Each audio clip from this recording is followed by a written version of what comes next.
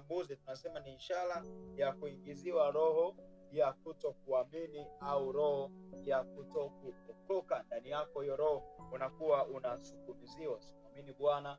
Lakini pia hata kama wokovu ulikuwa karibu, ulikuwa unataka kuokoka, utakuta kuna vikwazo from nowhere tu vinazaliwa.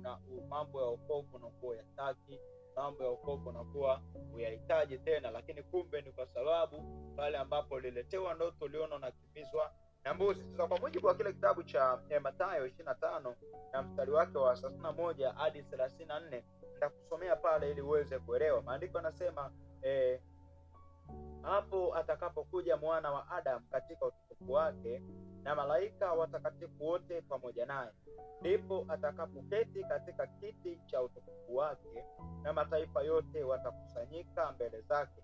Naye atabagua kama vile mchungaji abaguavyo kondoo na mbuzi. Ataweka kondoo mkono wake wa kuume na mbuzi mkono wake wa kushoto.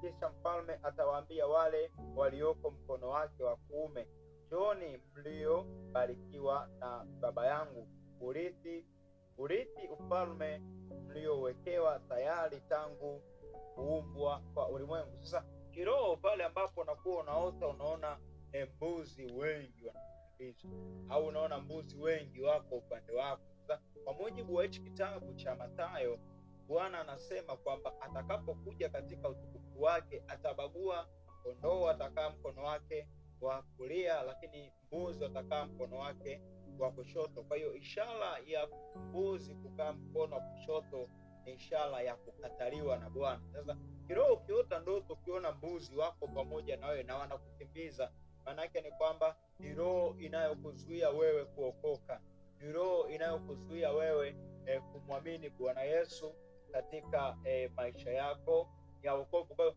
ishara ya namna hiyo pale ambapo naiota, usione kwamba ni hali ya kawaida, maanake ni Roho Mtakatifu mwenyewe anakuambia kwamba kuna roho inayokupa ugumu wewe kuamini, kuna roho inayokupa ugumu wewe kuokoka. Kwa hiyo ishara ya namna hiyo ni muhimu sana ukadili nayo katika maombi, ili Mungu aweze